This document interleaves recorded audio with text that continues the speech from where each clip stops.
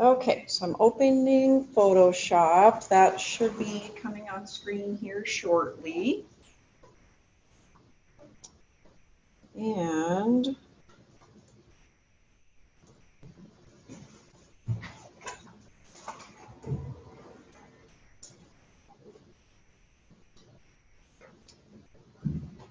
we ended up, here's coming here. So we ended up about at this point.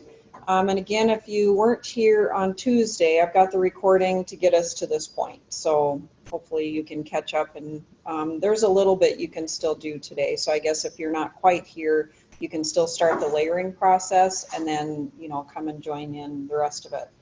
So what we did, we started, just to refresh, we started with this background, and we went through the marquee tools. Rectangle, remember, is rectangle or square. To make it square, shift key.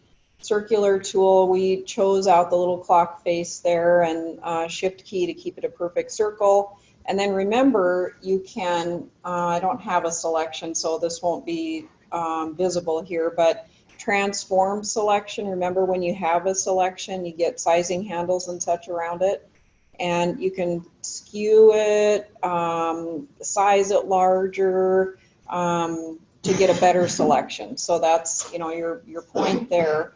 And then remember, you can save a selection too. So I gave the example of Monty that's probably saved in all sorts of different positions and places, and you know, that's used on backgrounds and all sorts of things for the University of Montana. So they would have to not have to select Monty over and over again.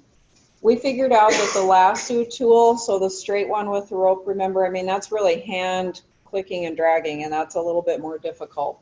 But sometimes that's all you have, your best option. The polygonal lasso tool, remember, that was kind of like dot to dot, so you click to each of your selection points, kind of like connect the dots type of deal.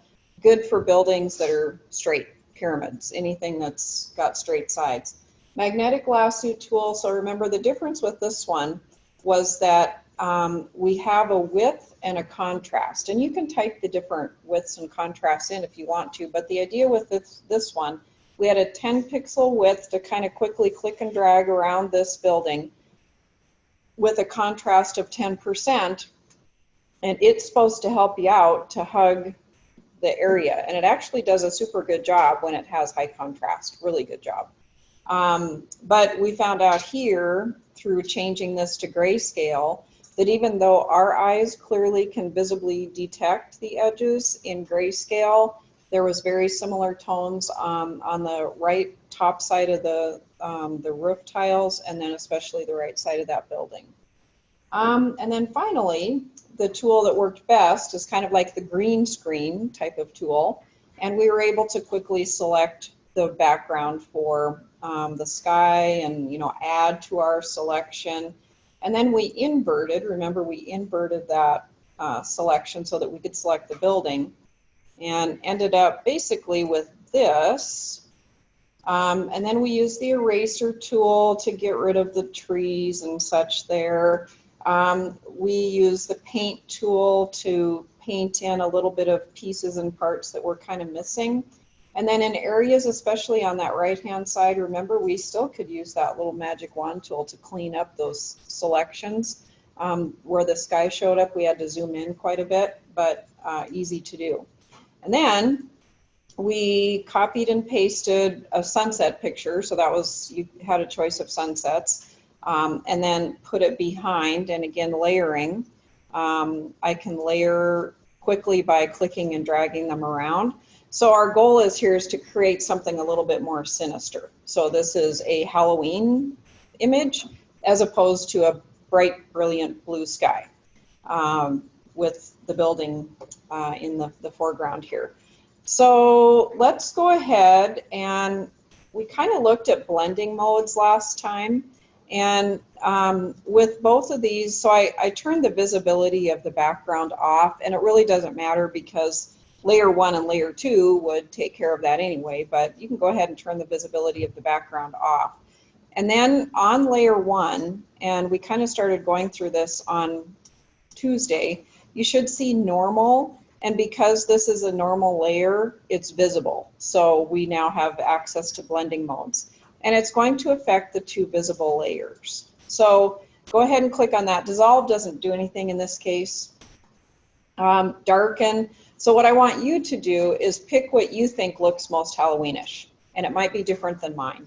And they're grouped in blocks, so there's darkers, lighters, overlays, some things like that. So I'm now in the darker section. So we're looking for something Halloween-y looking to you.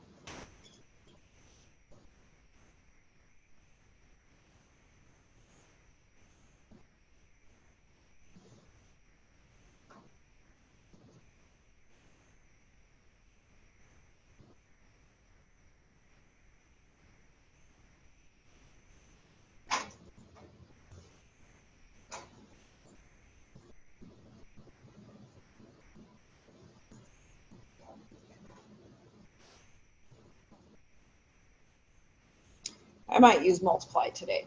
So pick whatever you like. All right. Then we want to open the pumpkin files. Remember we saved that already on, and you can open it, you know, file opened. There's multiple ways to open a file, but we already moved that. Where is my pumpkin? Didn't we do that? Did I forget my pumpkin? I can get it somewhere else. Did you all move the pumpkin? Did we forget that? Okay, I must have moved it. Or not moved it. Anyway, so pumpkin, and it's on again Moodle, so if you don't have that, download it. And we just want to open pumpkin.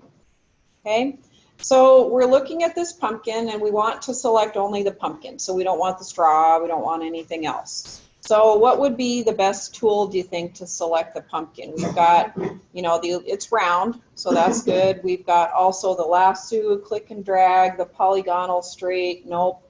Magnetic requires, you know, high contrast, and then you've got solid color. So what do you think would be the best to start with? Lasso. That might be kind of hard. What about if we started with the elliptical tool? So that isn't going to grab everything, but remember we can add to and subtract from. So go ahead and grab the elliptical tool, and we can click and drag. So what we want to do is create kind of a circle, and I think we're going to have to transform our selection. If you want a perfect circle, you can go ahead and hold Shift key down. This is not a perfectly round pumpkin, so whatever you want to do, but in any case, go ahead and click and drag so that you get a reasonable selection of the pumpkin. And again, remember you can Control D if you don't like what you did. Control D, click back and drag through. And again, if you weren't here on Tuesday, I would go ahead and open pumpkin and do exactly what we're doing here. Okay, so we have our selection. We're going to have to transform this selection because it's not perfect. So let's go ahead and transform it. Remember, you can skew the side, so that's with that Control key.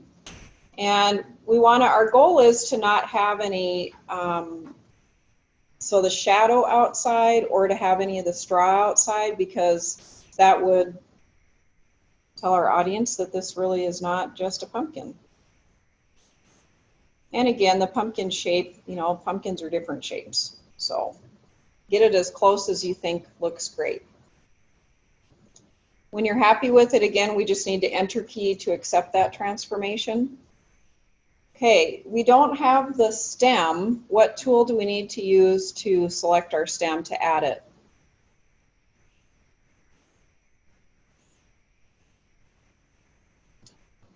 So somebody said that that's the lasso tool. So we don't really have a choice of, it's not high contrast, it's not straight-sided. So we really do need to grab just the plain lasso tool. So this is going to be your hand clicking and dragging. And I also would zoom in on it. So remember, Control plus allows you to zoom in on it. And what's also important, so we have the selection that we're happy with, and then we're going to add to the selection. So the boxes at the top, remember the first one is your original, and then we just need to add to. So make sure that second box is selected. With this tool, and then note you've also got the plus sign, so there's a lot of cues that tell you what the tool you're using is and the mode of the tool. And this one, again, you want to start inside your circle and then just kind of draw around that stem, and then you need to finish back inside the circle. So that's the only requirements there. And again, you just click, drag around, and when you're pretty happy with it,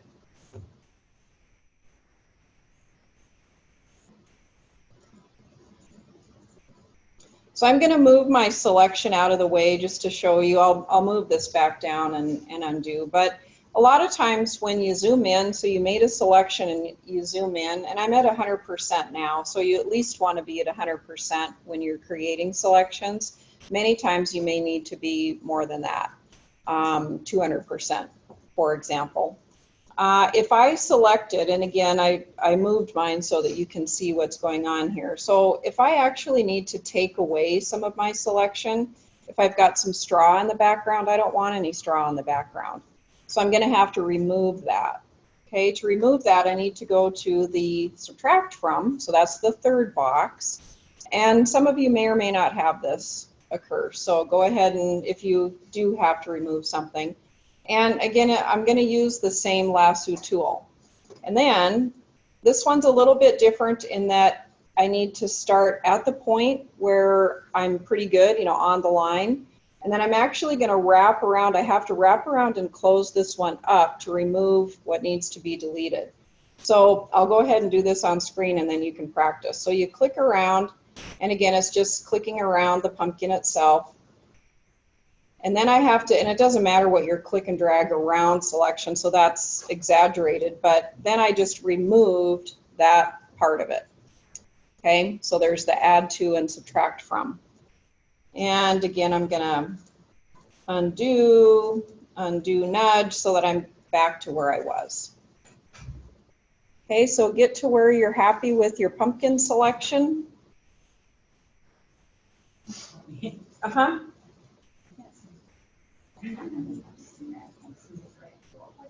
Okay, so Control D just to deselect.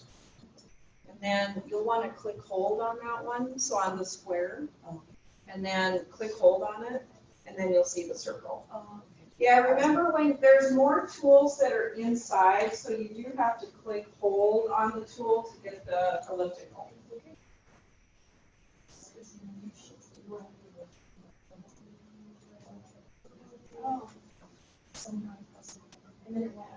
Unless, so you can't even go to select transform. So go ahead and click and drag. Yeah, drag, and then go to select transform. And then see if it lets you. And then you can move it around. Try skipping it. You know, and your keyboard might, so sometimes I've seen where keyboards for some reason aren't working. Yeah, I knew I pushed something no, so it stopped. Okay, so hopefully it's working now. And then what you'll just need to do is, you know, do the hand blasting tool at the top there. Okay. Question here? Oh, I actually. You got it, okay.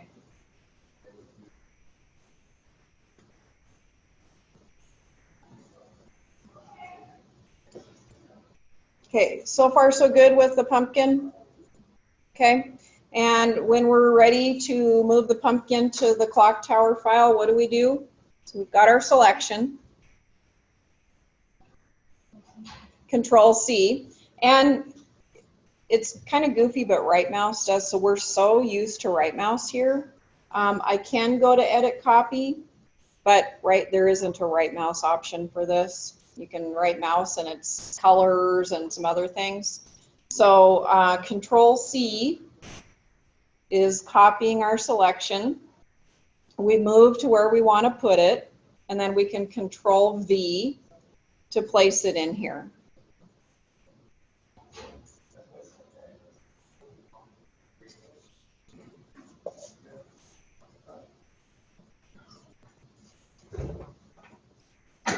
Okay, size-wise, we have a pumpkin that's quite large.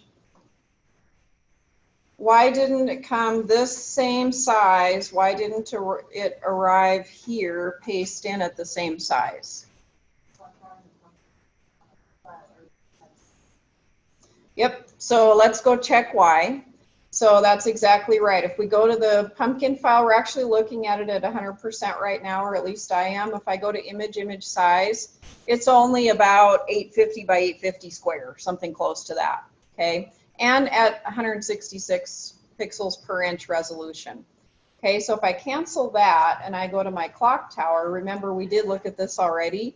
So my pumpkin's only at about, you know, half, a quarter maybe, in some cases of the file here, and it's also coming into a lower resolution. So it was 166 moving into a 72 pixels per inch. So it does come in smaller for a couple of different reasons. But that doesn't mean that we can't transform it larger if we want to, or transform it smaller. Okay, so on the pumpkin layer, did everybody get the copied and pasted version into a file? Okay, and yours, so what if you weren't here the other day, you might want to go to File New, and you can just create a file that's 1500 wide, 1500 wide by about 2000, and that's going to be close. So we can at least get that. And then a new document, it'll be tall orientation in this case, and then you can paste that pumpkin in. Okay, so to transform, and you need to be again on the pumpkin layer, so that means that it's selected. And remember, in your layers panel, you can select different layers, but make sure pumpkin is selected. And then go to edit, and you'll see that there are some free transform and transform tools. So we've kind of already worked with scale, and I don't want you to click anything yet, but you know when you get the sizing handles, click and drag, that's scale. Rotate, so we'll do that in here in a minute, but the corner, so there's kind of a curly arrow at the corners that helps us rotate. Skew is with that control key, so we've already worked with that. And then there's other perspectives. Again, if you have a building that you need to either change perspective of or something like that, distort and warp, or a little odd, somewhat wavy, I guess I'd say. Rotating, so there's exact rotations to help you out, and then there's also flipping. And if we look at our pumpkin here, so I would say, and there's not a ton of shadow here, it might be that the light's kind of coming down from the top, but in my case I would say that I've got more shadow on the right hand side for my pumpkin than I do on the left hand side. And on my building, I've got more shadow on the left-hand side, so it's almost opposite. So I think it's probably a good idea for us to flip this pumpkin. So let's transform, and then we just need to flip it horizontal. And that at least kind of puts our shadow on the right angle, right side. And then we can do some rotation if we need to further enhance that. And if I want to go back again to edit and then go to free transform, you'll get some sizing handles. At the top on the control palette, you can lock the perspective or the proportions here. You've got an X and a Y coordinate of precisely where it's at. And you know, there's other skewing and such options that you have there as well. So if you just go ahead and click and drag on a corner, it proportionately changes the pumpkin both vertically and horizontally. So any of the corners, okay? If I want to make it taller, so I want to change the proportion of my pumpkin taller, make it longer, I have to hold the shift key down. So that's a little bit of a change. A lot of times when you clicked and drug on a corner, it would be non-proportionate. So the default now is proportionate. Okay, so you can make your pumpkin tall, short, squatty, whatever you would like it to be. And then if you feel like you need to rotate to kind of match the angle of the sun, you can certainly do that. It can be quite large and picked up and moved around. And I'll let you decide where you want to put it, or a lot of times, so I'm going to make this really small. Has anybody been on campus to see that there's a pumpkin that's placed on top? Somebody crawls up to the lightning rod. They actually place a pumpkin on there. Yeah, they're crazy. But so I'm going to put my pumpkin, and then I can move it. I can go to my move tool, and I can, pick it up, move it around. If I can't do little tiny precise movements, I can just arrow key on my keyboard. So you can make a large pumpkin, or you can put it on top of the lightning rod. I'll let you decide. So you're bringing the pumpkin into your document. It's pretty tough to see, so if you look at your layer 3 here, so you can see the thumbnails pretty clearly on the other ones because they're quite big. There is a pumpkin on layer 3, but it's pretty tough to see. If it gets to the point where it's difficult to determine what's on layers, I can double click layer 3 and name it. So it's really easy to identify what they are. This one could be the tower, the sky. So whatever you want to call the layers is fine. And it's really super small, but you may want to look at maybe adjusting the blending mode on that pumpkin also. And I think, when I go to multiply, I can see the lightning rod through it, so that's not realistic. So I think that you're going to probably have to be a little bit more picky if you do change blending modes on that, so that it looks like there's a pumpkin there.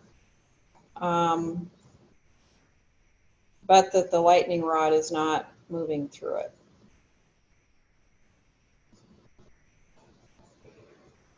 And I might choose vivid light, I don't know. So can't really tell on vivid light.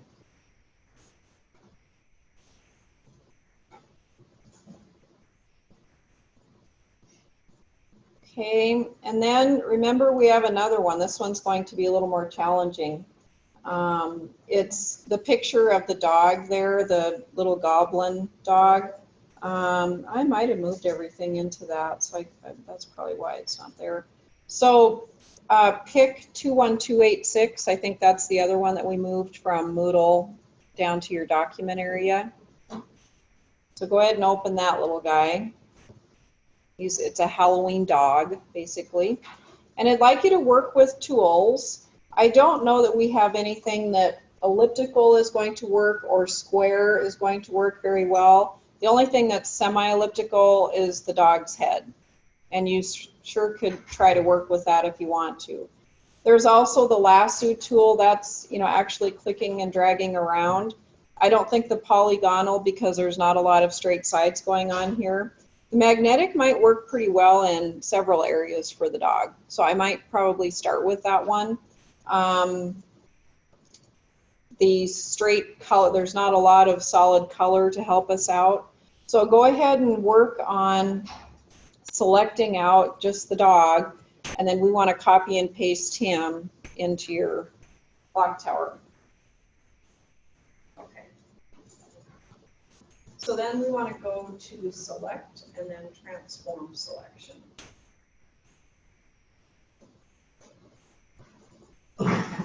Yep.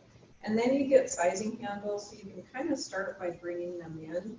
And I think you're going to have to skew them so on your keyboard. So that means that you can bring this side in without too much. I mean, it always does a little bit of change in other locations, but with your control key held down, and then click and drag, and you should see that come in. So it kind of skews it in there, and then as you release, when you release, you'll be able to see where it ends up sometime. Yeah, so that looks pretty good. Yep, and then I would do probably the same thing there. So the control key, the control really helps on the pumpkin. Okay. You'll have to reselect him, so you can control click on the tiny thumbnail. So control and then click on the tiny, yep. And then you can transform the selection again. Yep. So remember to get back, if you need to go back to a selection, whether it's the pumpkin or the clock tower, remember the tiny little thumbnail, the tiny picture, control click on that tiny picture on the layer, and that lets you reselect. So I'm told. Okay, so do that, and then leave it there.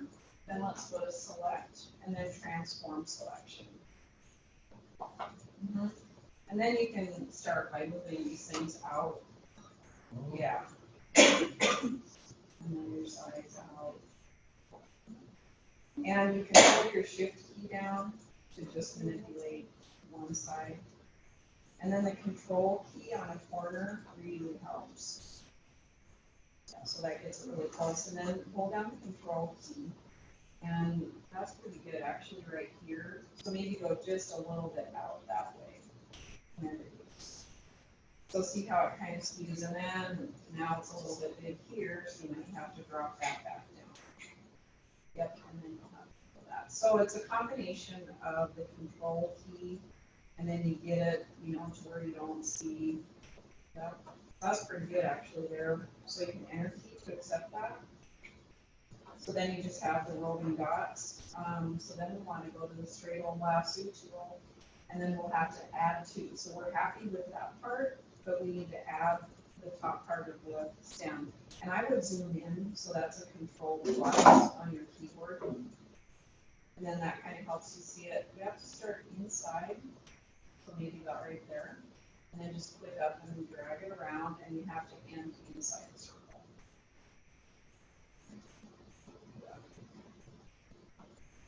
And then you end inside the circle. Yep. And then stop, and then that's your selection. Yep. And then you can control C that. And then you can actually open, so if you have the clock tower file downloaded. Okay, so go ahead and you can copy it, then open it, because we're putting it in there anyway. And I just got my notes up here. I'm not talking about. Okay. But I have a motion that still has to be there. Yes, finally got to it. Okay, back to where your files are. Yeah. So I would just open up clock tower, and then you'll paste it into there. And then again, there's instructions. I was trying to watch it. Oh, there it is. I was trying to Okay. watch it so I would do it on my own. Yeah, yeah. Okay, so other questions? And I'll come around the back.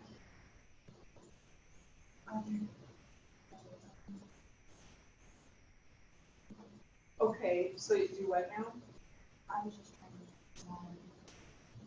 to. Okay, so I think you're okay doing what you're doing. I would probably do a control. And then do a control, click on that little thing.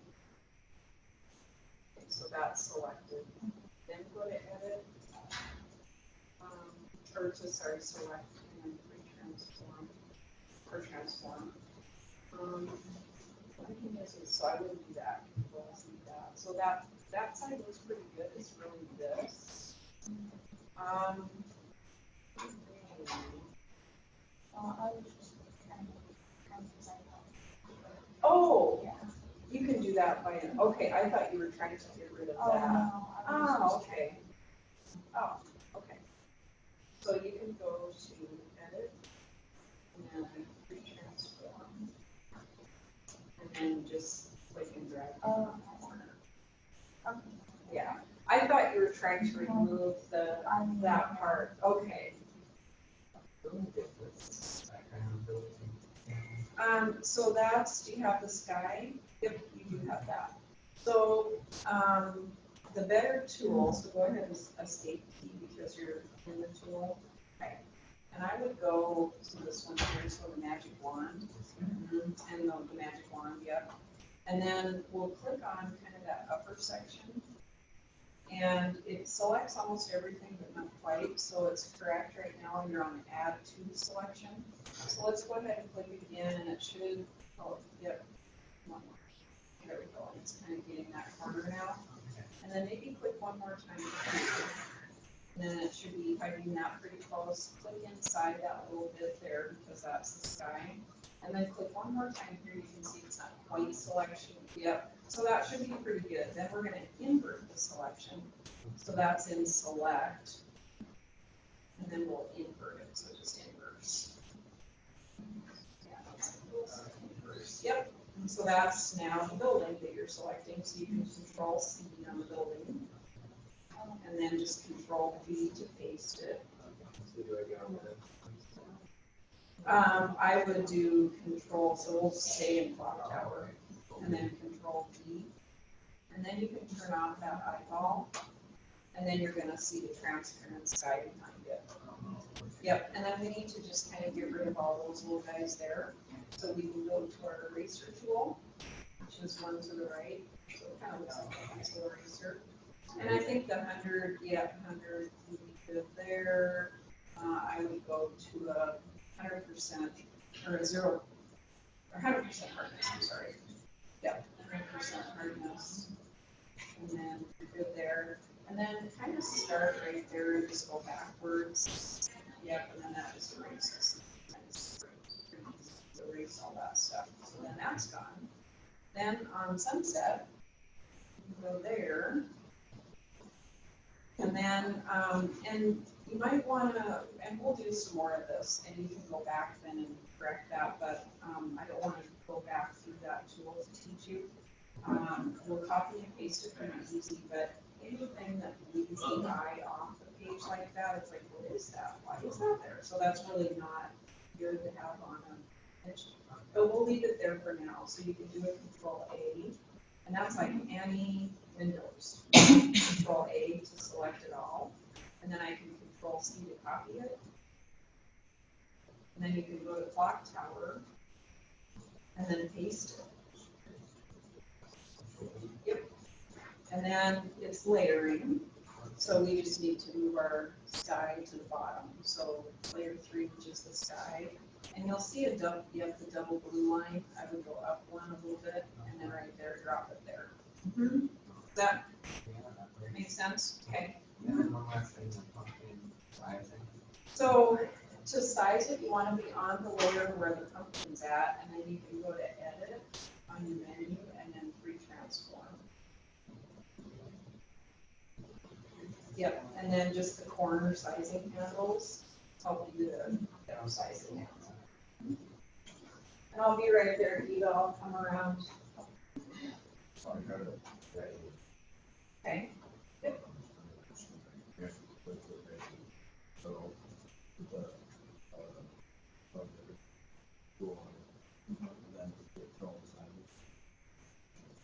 And actually, you're good here. So you moved it into clock tower. I just wanted to make sure. Oh. I just wanted to kind of read know how I got it. So here you started with the circle tool. You selected your circle, and then remember you did select, and then transform selection is how you got the sizing handles. Yeah. So select, transform selection is pretty important. Okay. And then the skewing, because nothing is exact. I mean, things are round, Yeah. but it's often when you photograph something, it's not so round. Okay. I mean, even if you know it's round. Okay, here, then I have the background now. So then you can just file open for the sunset. Oh, and they'll all still. Yeah. So your sunset 4, and then you'll control A to select the whole thing. That's just a Windows thing. It's showing transform controls. You can undo that, and then control C to copy it. Just another Windows thing. You go to clock tower and you can paste it. Control V, just like Windows, and then the layering. So so you haven't selected out your clock tower yet, right? Okay. So we'll leave that in there. You can maybe move the pumpkin on top of it, so you can just click and hold on the layer 2 and drag it up until you see 2 lines. So now your pumpkin's on top.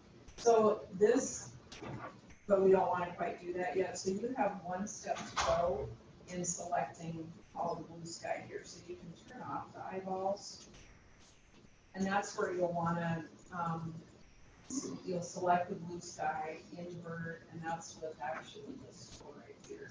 Click and hold on it, and then on the magic wand, and then click here to select, and then you keep add to, and you just keep adding to. I would add to a little bit more here. sky, this tiny sky section here. You're up on that too. And it's right there and this one here. Now you're selecting all the sky, so you need to invert it. So let's select and then inverse. Then you control C, control V, and then you can turn the eyeball off on the background and you've got an empty sky. And yeah, go on and do that. And then I would probably turn the eyeball off and then use the eraser tool to get rid of all that. And that's the eraser tool. Okay, are you doing okay with your pumpkin? Yeah. Okay. Oh, okay, good. Okay, and the dog, can the dog be made bigger or does he blur out really bad? So the image I got a long time ago, they came online in a whole selection. Can he be made kind of big? Because I think he'd be cute if he was, or maybe, his head or most of his head, I don't know. But he is cute. Yep, looks great. Okay, and so you're working on.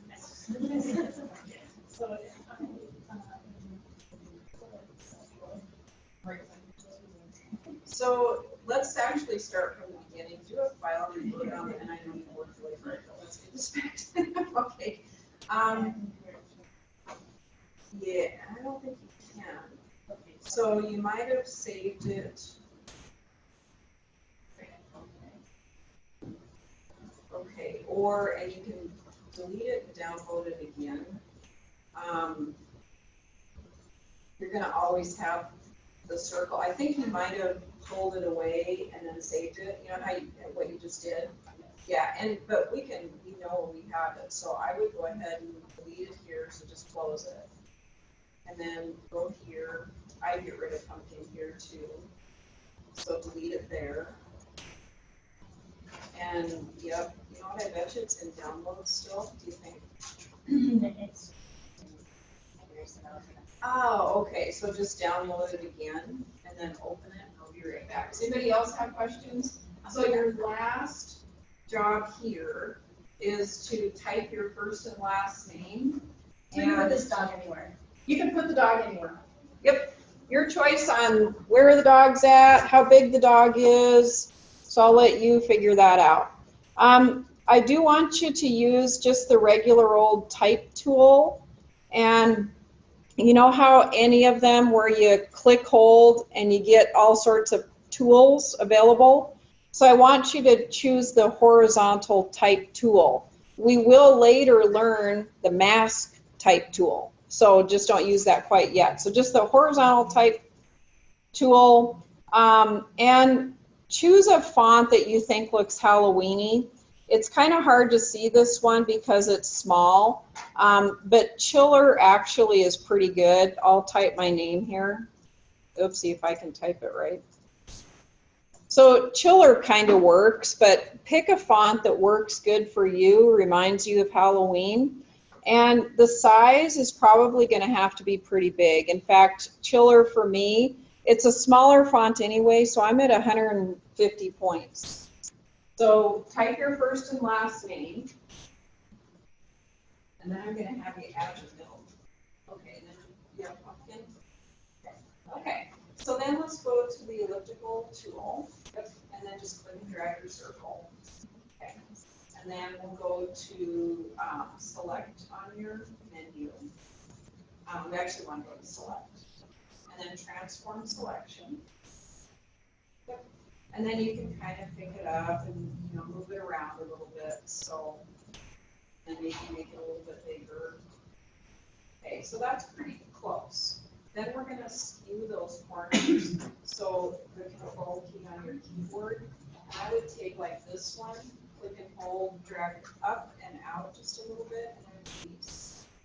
And then you can see what it does. Now sometimes you get that looks actually really good. So you don't see straw, you don't. I'd say that's good. And then again, you can see that one up a little bit, and then maybe you see that one down a little bit. And that looks pretty good. So really you can't see, you might want to go over so you can skew even the one going here. Yeah. And that takes this. So see how, and then that one looks too. So that one looks a little Okay, so that looks good, so let's say okay, yes, I like that. So select enter your transformation. Then we need to go to our regular old lasso tool. And this one you might want to control plus just to zoom in.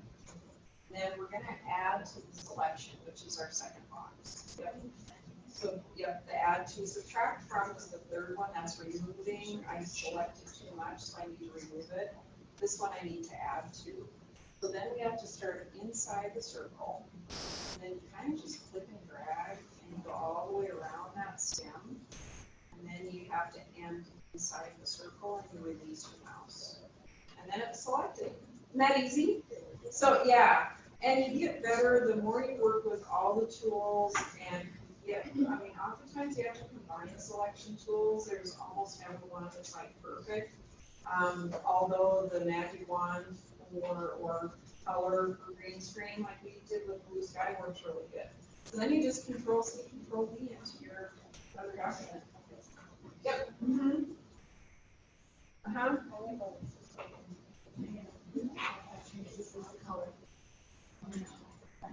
Say okay.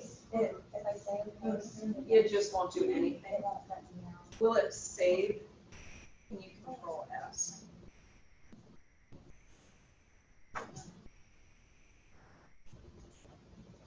Can you do like a print screen?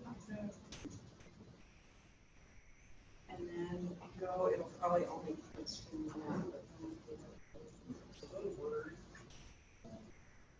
Okay, and see if you can paste anything in. If not, I know you're done with everything.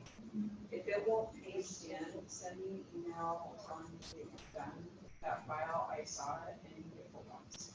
Just to remind me. No, that error should not happen. So it's, did it give it to you? Oh, perfect. Yeah. So upload that file. Yeah. And then you probably are going to have to close your files, close Photoshop down, and then open it again, and hopefully it solves it. All right. So where's your copy? So there.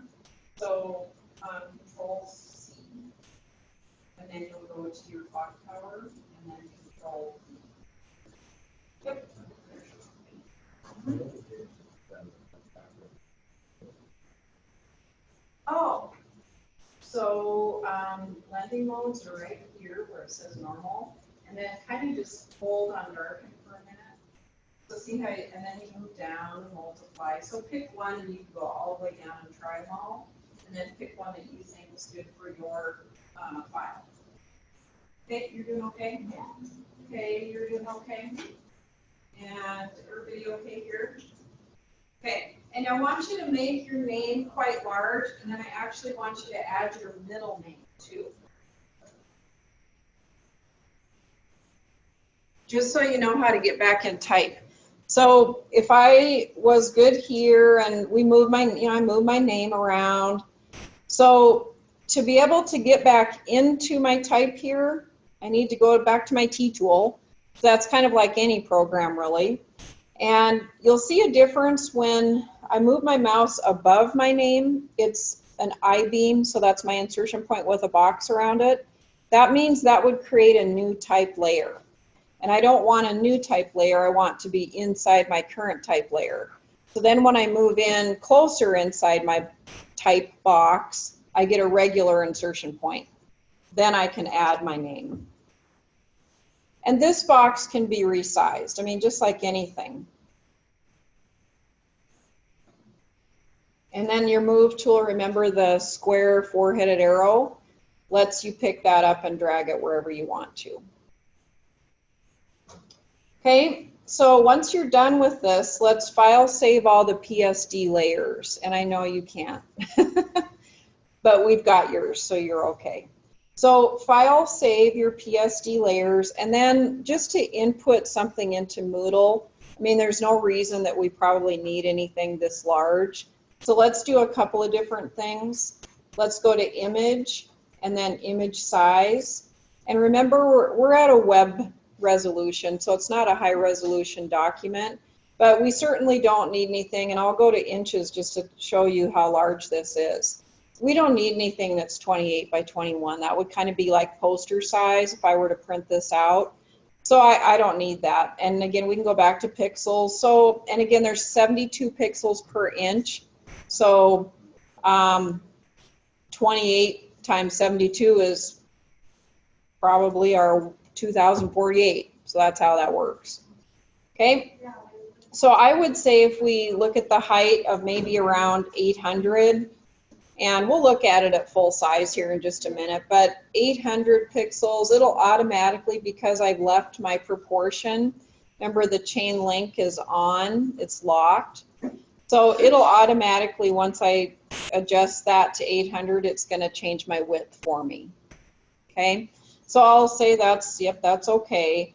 And then just make sure you're viewing it at 100%. So I'm currently 33%. I want to go to view. You can either go 100% or you might find actual pixels. It depends on the program within Adobe. But this one's 100%. And that's probably okay. I can further shrink the size. So if you had to move this around to, you know, have others view it and you want smaller file size, there's yet another way to do that. So you can go to File and then Export and Save for Web. So normally we're in a print environment. It's a print class. But if you're wanting, again, just to shrink this down to let somebody view what's going on, small size, I can save for web. Those of you that have been in the web class have probably already seen this, but go to 4 up. So again, File, Save for Web, Save Legacy, Save for Web. And even if you're not quite ready for that, you can go ahead and just Save for Web so you can look at it. You can pick up, so my original is my top left quadrant, and I can pick up and look at the quality, and you may have a different setting here. We'll try a couple of them. But if you're on a default setting of JPEG high, so that's my top right quadrant. Was everybody's at that, or did you have to change it? Did it default to JPEG high? Is everybody on the file saved for web or not? Okay, I'm going to cancel that. Okay, are we so far here or anywhere? Do a file save just so nothing happens. Let's go ahead and do your file save for, it's replacing your clock tower, so we're not losing anything. And we're at a smaller size, that's fine. And I realize my little goblin's not in here. Yours will be in here, in your files. Okay, so we've saved it. We're not going to lose anything. Now let's go to File, and you should see Export.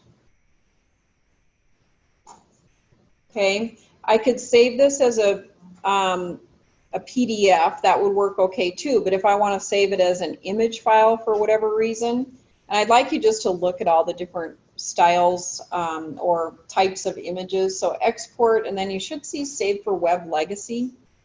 So Save for Web. Then there's the original, the optimized, the 2 up, and the 4 up. So I'd like you to try 4 up. Okay.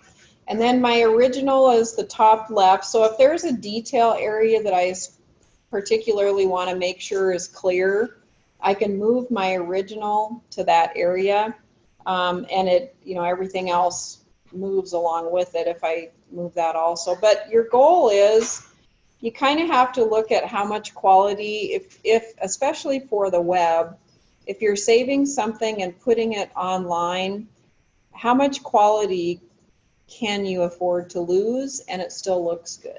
So for print, oftentimes you can't afford to lose quality. So you're going to be storing in large size, high resolution files. But for the web, you probably don't need to have huge, you know, 72 pixels per inch, 96 pixels per inch is probably okay. So anyway, we've moved it to an area that we've got some detail, and we want to make sure that that's pretty clean. So there's some presets, and we'll look at some of the different file formats here. But my default so far is JPEG high. If that's not your preset default, go ahead and change that to JPEG high. And that one looks pretty good. It's got a quality of 60, and so it's not the highest. We can see that.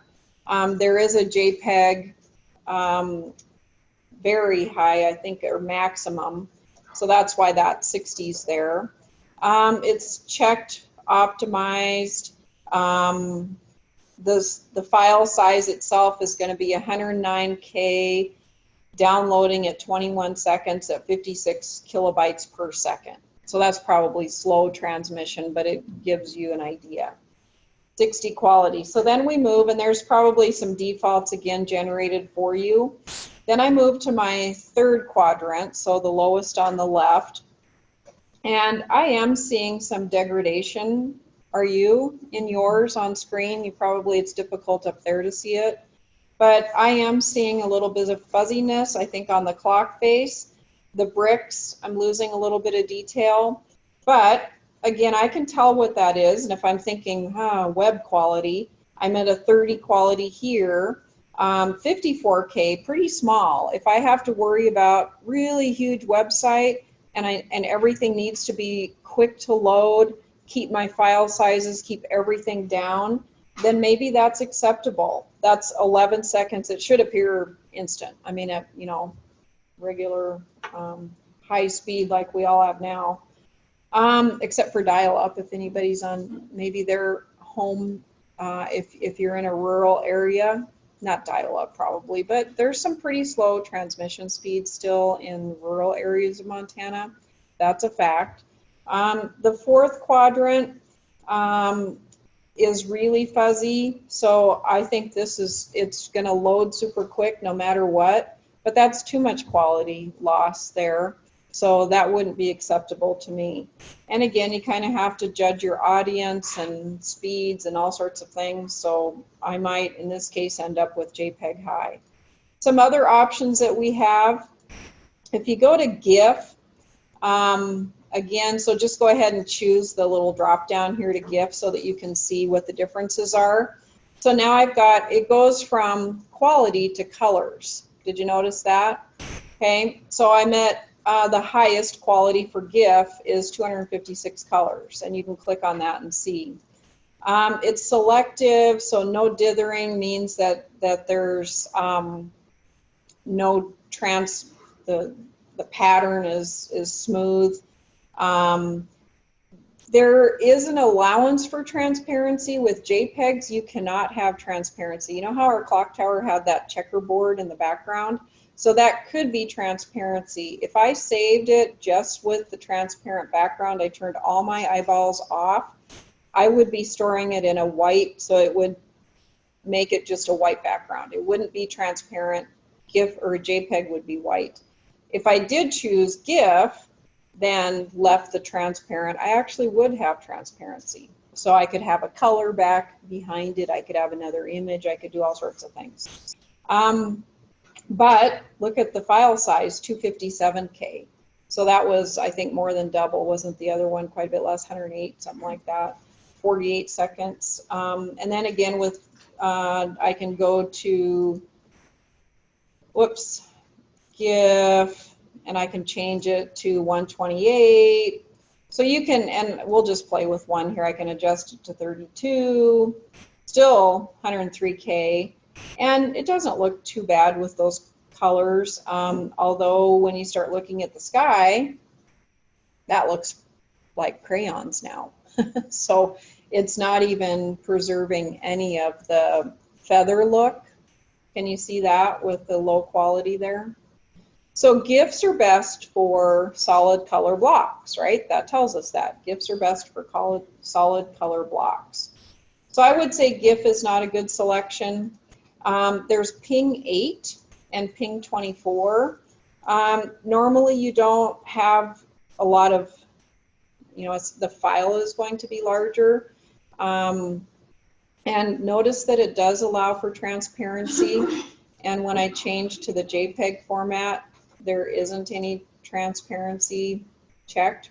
There is no transparency for JPEG. Ping 8 is okay for transparency, but not great for drop shadow. So for example, if I had maybe a word and I created a feathered drop shadow behind it, ping 8 is going to make that feathered like the drop shadow. It's going to make it look edged. if I can say that, solid edged. Whereas ping 24, if I want a really nice gradated edge on my drop shadow and transparency, ping 24 would be my best choice there. So that's just a little bit about the difference between my web. So if I'm working with the same images and your job requires you to create that image for web format as well as print format. In our case, I would say that JPEG high is probably best. Okay, so then go ahead and click save. And because we have JPEG, it's going to ask us to save it again in, the same location. So you should have two files. And mine, I may have stored, yeah, I do have them in the same location. So you should have a PSD that's the layered document, and then you also have the JPEG that is not layered. If I were to open that document, that's all it is. It flattens it, okay? A little bit more on layering here, and we'll do some of this as we go. So on your layers panel, do you see like the little 4 lines? Some people call it a hamburger, but it's like little 4 lines to the right side of that layer. If you click on that, so kind of the same thing as flattening, saving it as a JPEG. I actually can flatten this image, and it flattens all those layers. Okay, if I wanted to lock the pumpkin and my type for whatever reason. Can't even see my type because it's kind of in a pinky color there, but it's there. If I want to lock those two together so that I can move them as a unit, I can merge visible. So I go back to that same little hamburger, and merge down is wherever my cursor is going to merge down. If I only have visible 2 elements like I do my pumpkin and my text, I can merge visible, and now that's become 1. I'll turn on all my other layers. And now my type moves with that pumpkin.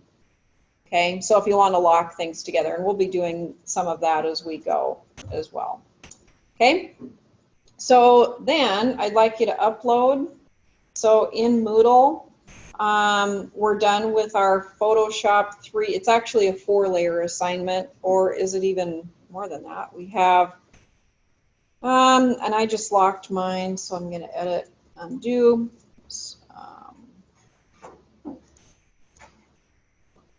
Got a whole bunch of, okay, and I'll turn mine on. So we have a background layer that we can't see because the sky is hiding it, but we've got a sky layer, the clock tower layer, the pumpkin layer, your type layer, and then you guys have the goblin as well, the little dog goblin. So it's several layers, but that's what you're going to upload to Moodle for the Photoshop layer assignment. So that's your 10 points for today.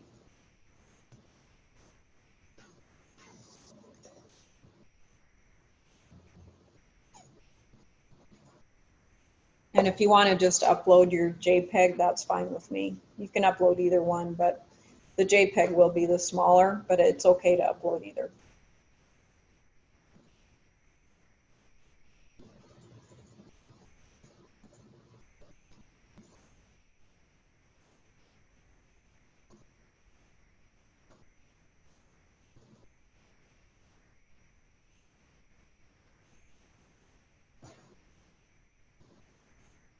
Question?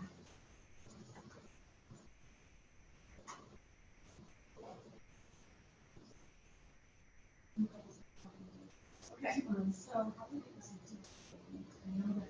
Yep, just pick it up, drag it upwards, and paste it. You'll see 2 double, yep, so the 2 double blue lines. And it may be that because it's up above there, turn off layer 3. So it's there, but I think because of when you turn your clock tower back on, you use that really brilliant color. So I think what's going on is that it's the brilliant layer that's making this a little bit uncomfortable. Oh, so it is in front. Okay. It's in front of it. I think it's the brilliance of that building is why. Yeah. So, All right, so Yeah. then, So okay, then- but, So then we want to make it smaller, so image size. And then we just, so you can go to pixels if you want to. And then we just did like 800 for height. And then it's automatically going to help you out. And then we're okay with that. So then it looks really small, they know 4%. So then our percentage, actually that's the size it would be. Yeah. And then save that as your PST. So we'll just file save. Keeps the same name. Then we'll go to file, save for export, and then save for web. And then JPEG high is kind of after that, you know, we went through and tested them all, but JPEG high was probably the. but yes, thank you. Yeah, okay. Appreciate that. Uh-huh. Okay, any other questions? Able to get that uploaded okay? All right.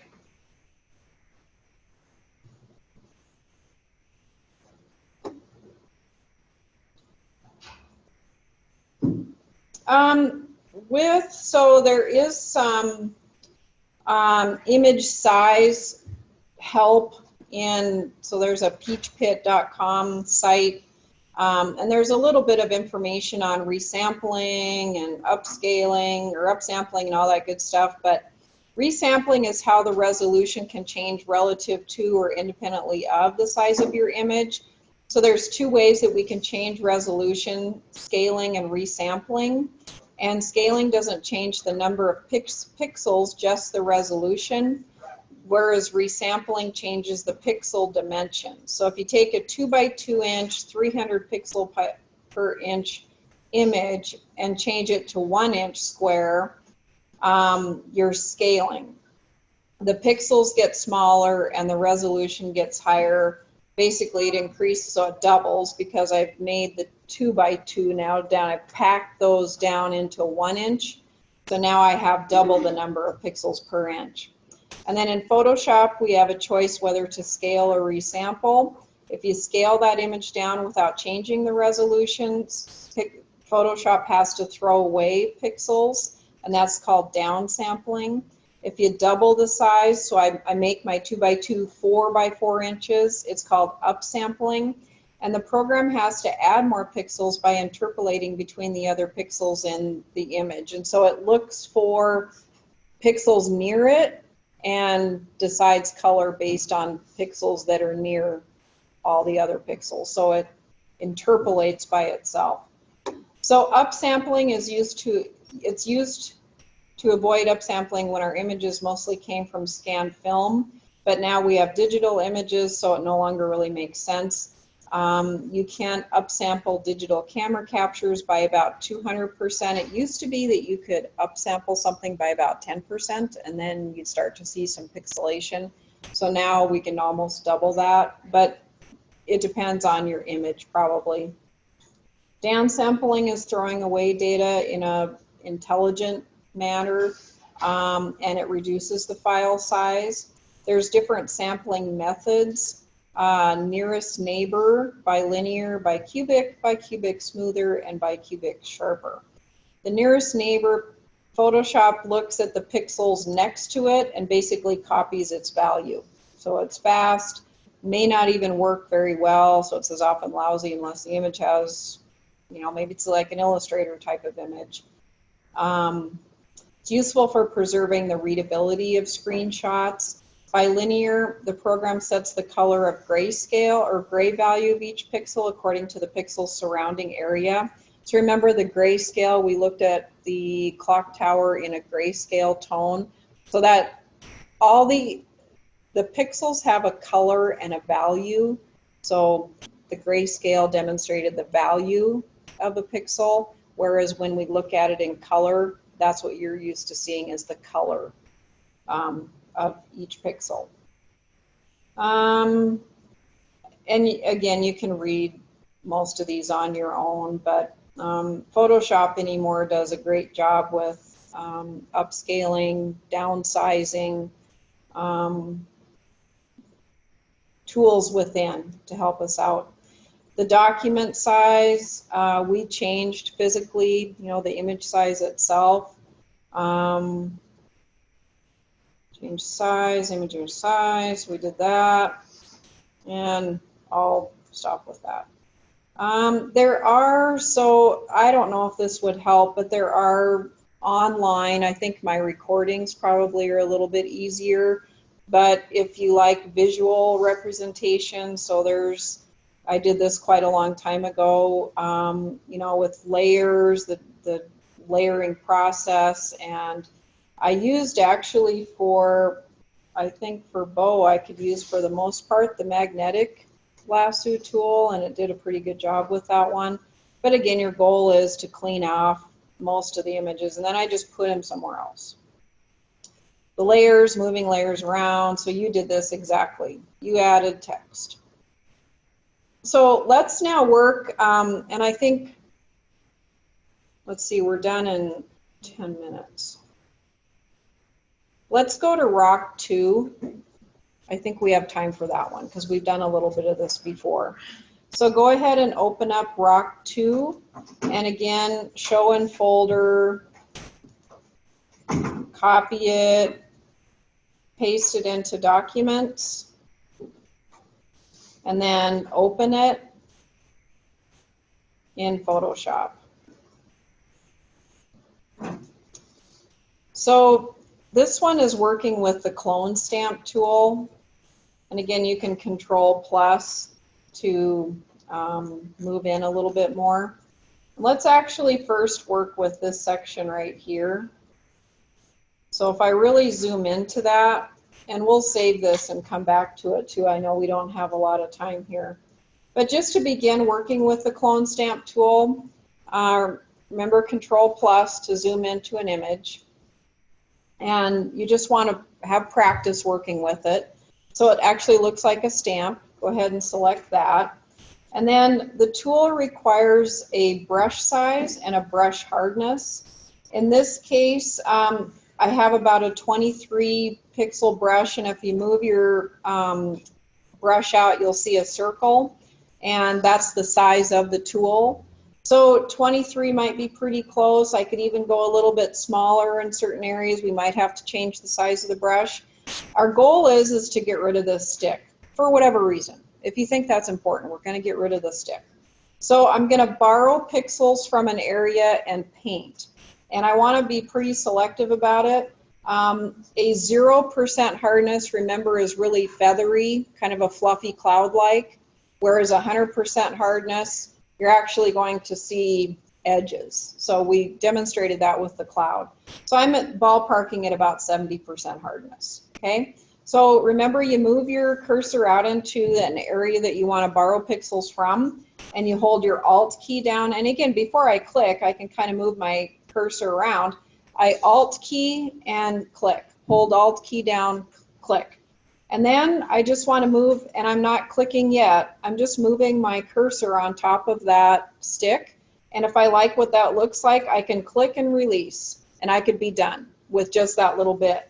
If I want to keep going, and maybe I want to borrow some pixels left and right of that for whatever reason, I can Alt-click, come over. I can borrow pixels on the other side, Alt-click, fill it in. I can go to, remember, you can make lines. So if you see my cursor there, I've got lines going because I borrowed right here.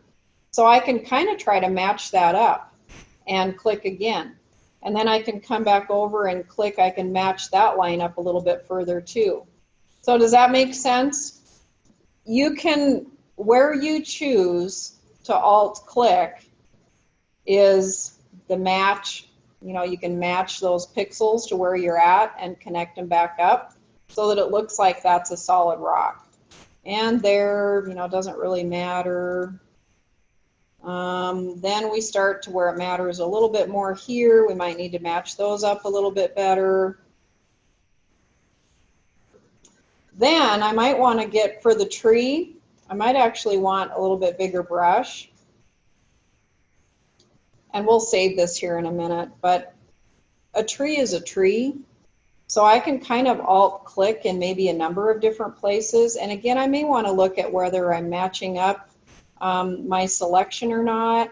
And I can look to where it looks like it might be a realistic tree selection. And again, just Alt-click and copy and borrow pixels. And that one might be too large. So again, you can change, if you need to, the size of that brush and continue on.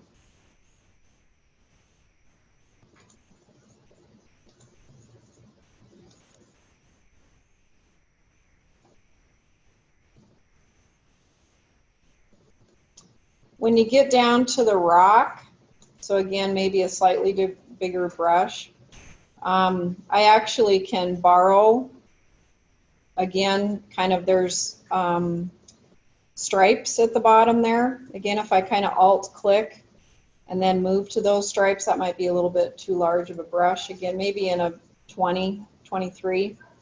So again, I can alt-click, match those up.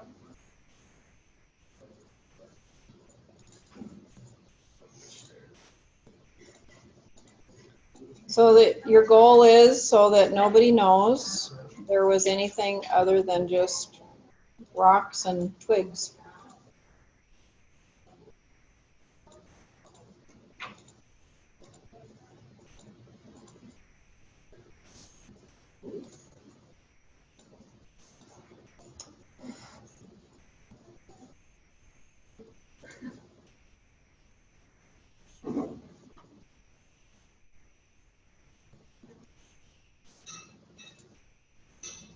Anyway, when you get here, we'll work on this one, continue at the next class. So go ahead, and we always know we can get back the original online because Moodle has the original. So go ahead and save Rock 2 just with the name it is, and then we'll come back. And our next job will be to remove the garbage on this right-hand side. So we may need the rock for whatever reason, so it's part of our advertisement. And we'll remove all that garbage. Okay, so that's all I have for today.